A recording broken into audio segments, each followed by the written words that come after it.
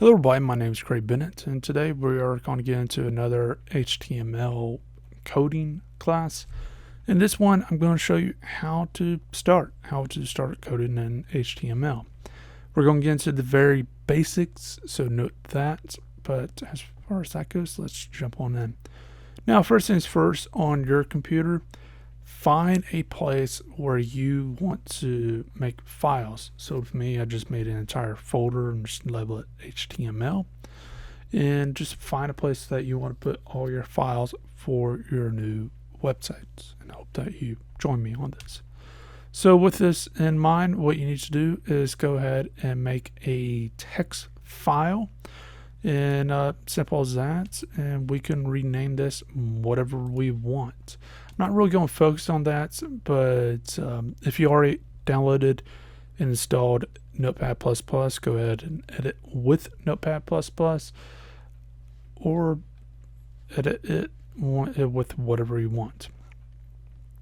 So first things first is we're going to save this as a HTML page.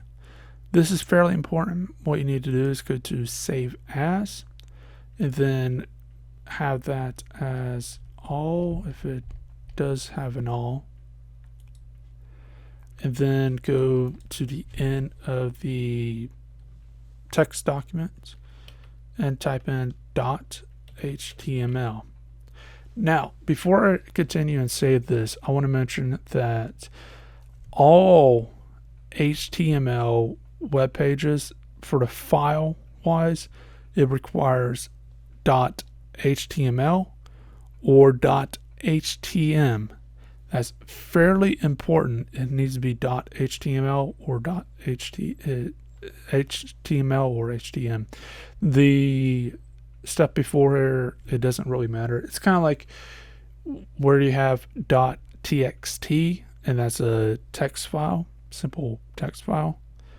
For HTML, it requires HTML or HTM. We're just going to do HTML because that's the more common than not in here. And just press save. Now, as far as the naming scheme, this would not work that well in a regular environment.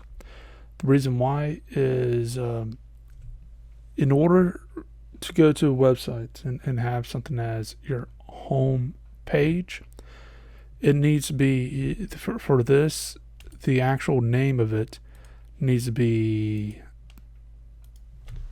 default or index. It's fairly important to note this. So, for example, if I just want to make a random website on my computer and I can control it from here. So for example, where I have a random website that I'm, working around, playing around with, what I can do is I can do that and it will work just fine. I can move around and do whatever.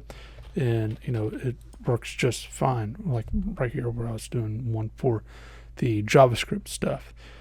But for online, for the home page, this would actually have to be named default or index, but it needs to be a HTML file. So when they're saving it for a home page, what would end up happening is let's go back up to all files or all types, default.html or index. The reason for this is just simply that web servers are hard coded to look for either default or index file for the home page. So this is just something very basic, very easy to deal with if you understand that little bit. But the other pages, they could be named whatever. Now here's something that is also important to note with the naming scheme is you may notice on any thing that you go to, it will say, so for example, with this new text document, you have capital letters, lowercase letters, and stuff like that, and even capital letters midway through. Well, here's the thing. If you're on a Windows server, this, no matter how you spell it, no matter how you capitalize it or lowercase it, the spelling, obviously, like how you actually spell new text document, or for in this case, default or index or what it may be, obviously that's very important to itself. But whether it's capital or lowercase, it does not matter. It considers it all the same file. However, on Linux, this is fairly important, it's considered as different files. And it's best to, if you're on pretty much anything, to just lowercase all your stuff if possible. In some programming languages, it doesn't allow you to do that, or in some compilers, it doesn't allow you to do that with some things. However, overall, if available, it's best to just leave things lowercase if and when possible. That way, less problems arise, especially if you're using something like Linux, a Linux web server. Now, why is this important? Well, basically, what happens is if you have something on your web server that's maybe a picture or a movie or whatever it may be, if it is on Linux, the web server that is on Linux, and you'd say, I want to have this given picture pic.png. If in the code you capitalized it, the P for the pic, and in the actual file itself it's lowercase, there's extremely high chance, unless something's changed or depend on the type of version or whatever it may be, overall it will fail. On Windows it shouldn't, but it's for best practices to lowercase everything as far as the code goes, as far as when you have it searching for something or the naming scheme. So now we're finally getting into coding. So as far as one thing you may notice in many websites is they have this Doctype. This goes with HTML5, and basically before you had to say the version, whatever, don't worry about that. For HTML5, and I would believe going onward, obviously there's no HTML6 or any further thing, so I can't say for 100% on this, but you're going to have something like this. Well, basically what this does is it says that's HTML, and that's all that's needed. It tells the Doctype. So going into a actual browser to show you what I mean by this with Doctype is this is a document, and if you go into inspect in most pages, it'll say something like this with Doctype HTML. It's just basically telling the browser what it is. That's just something to note. I might get into this in future videos on YouTube, but as far as you need to know, just make sure that says the Doctype is HTML. For HTML5, you don't have to specify version or anything like that. Now, as far as the actual HTML page, it's this, the start of the HTML page will have that, and then we have a closer. The thing to note is all of the closer for syntax-wise is going to have a slash, whereas the opener is just simply the carets, as seen there. So what we have here is the head, and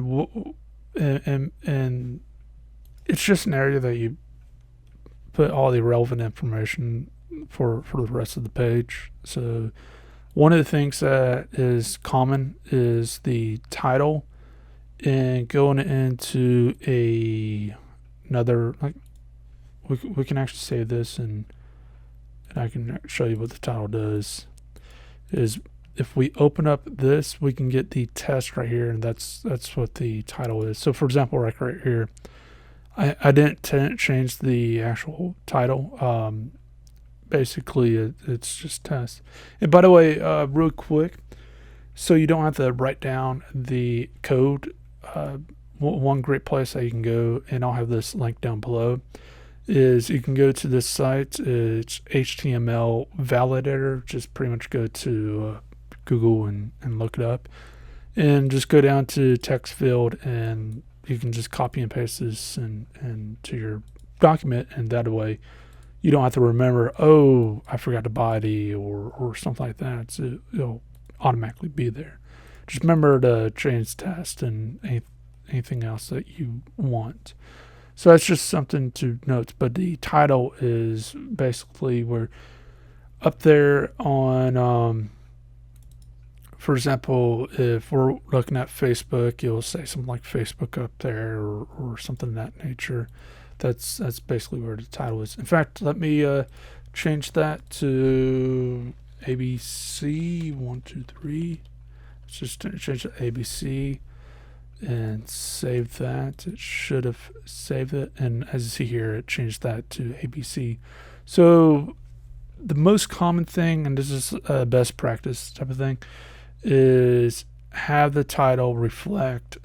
If the person's on the home page, have the title be the actual website. So for example, if you're running something like Facebook or something like that, you want the title to say Facebook or whatever your site's name is.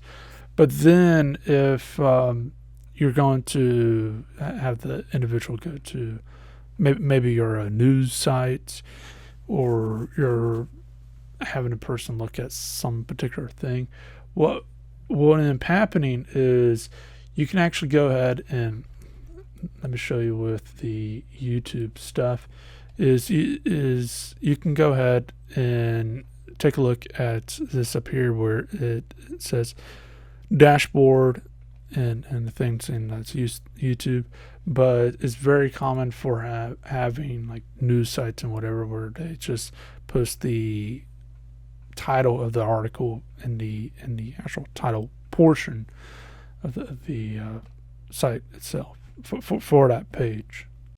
So other things that would be in the head other than title is stuff like JavaScript, stuff like that. But then we have the body itself.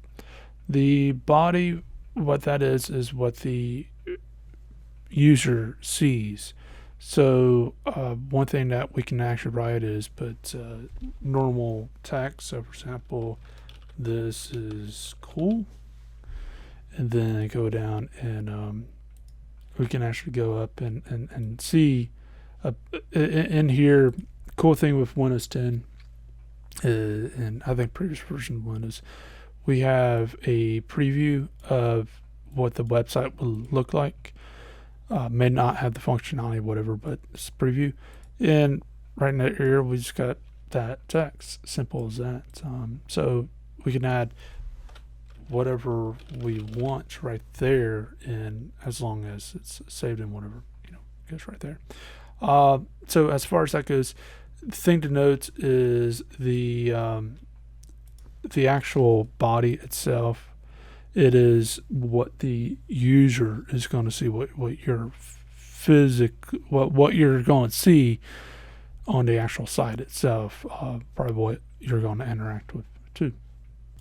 So as far as dealing with looks and whatever, let's get into that. If you go into the body and write out the code, this is one reason why I like Notepad++, is it does autocomplete stuff if available and if it knows it. Whereas if you're just doing normal Notepad, you kind of are stuck. So in this case, we're going to make the heading. And you have, if we put in the opening and just start typing, it'll try to autocomplete. For heading, we have, and this is how you write is H1. So there's 1 through 6. The difference is 1 is the biggest, so we're going to do H1 and do a close on that. And let's say that this is H1. And then we're going to do H6. This is H6. I might actually throw a H3 so you can actually see what a H3 is. Oops. And let's just throw in H3 so you can get an idea what this stuff looks like. Alright, and let's save that. And as you see here, H1 is the biggest.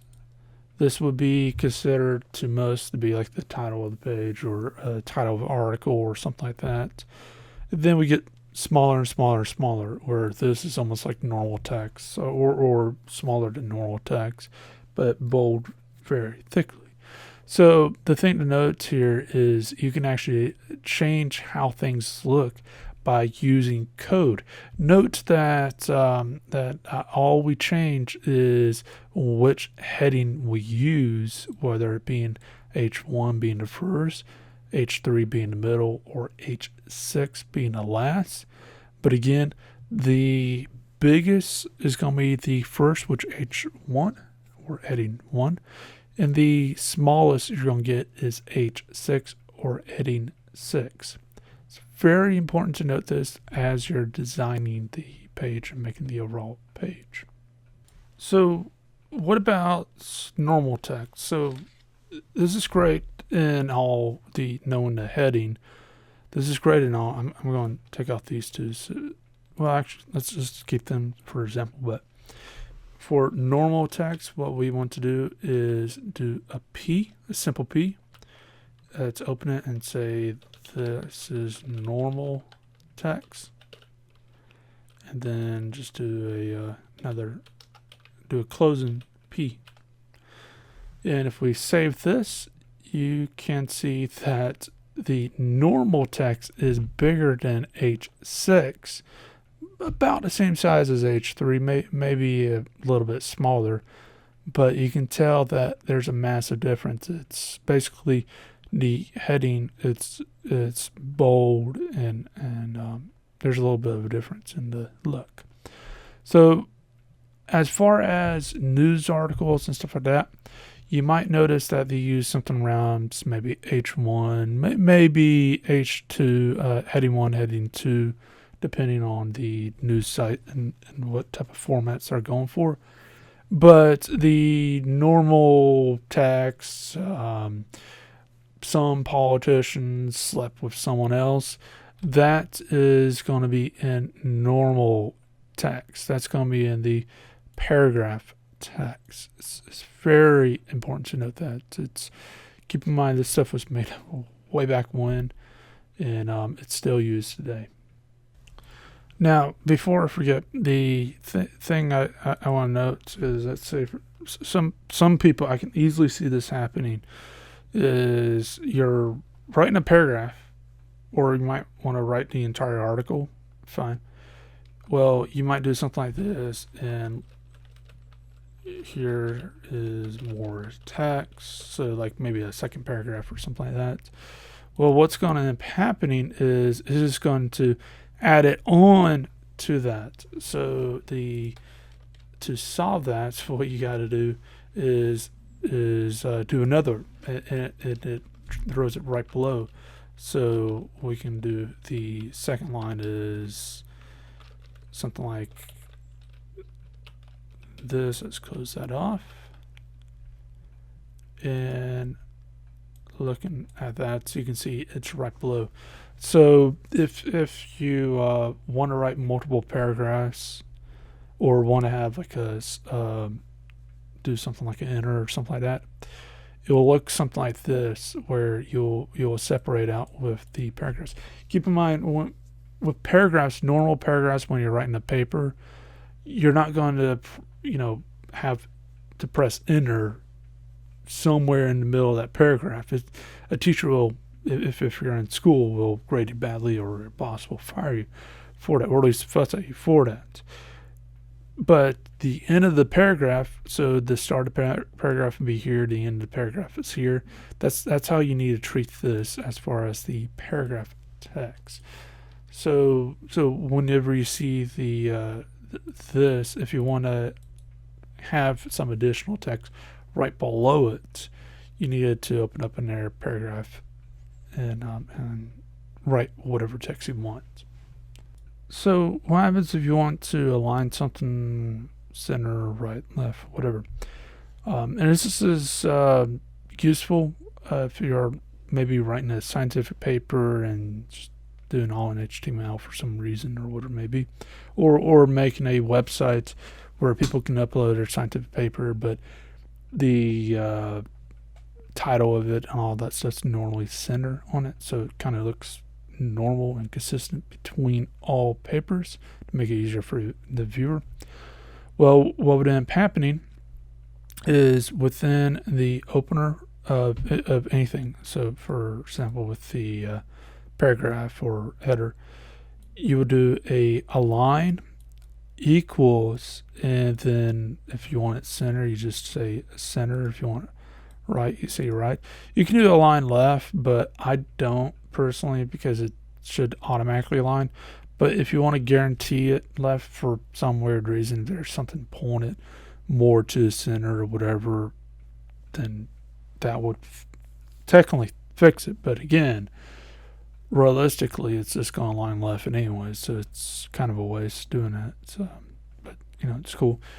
So as far as that goes, so lastly, what I'm going to show is the actual format on how things look. And a thing to note is, so I had one extra them, sorry about that. To add into here, I want to mention that this is what a comment looks like. To open a comment, you need to have that as far as the opener. The closure will look like that. I expect that you already know the benefits of having a comment, whatever. But a thing to note within this comment is this is what you'll need to get whatever you want. So for example, I want normal to be bold, as you see here. And if let's actually just open that up. As you see here where it's bolded. Well, I want that to be bold, and as far as that goes, I'll just put the B. But if I want to do like important text or italicize or whatever it may be, I can actually do that. It's right there. This is fairly basic stuff, but go ahead and try this, and you can look up the formats for this. But in the description, if you're on YouTube, I'm going to go ahead and paste this into here. If you're on Udemy, if there's enough room in the description, I'm going to paste that in, so you can actually go ahead and use it if you want. But as far as that goes, this is just how to get the overall basic layout, the font, and a few other things, and how to get started into here. As far as that goes, hope you have a great day.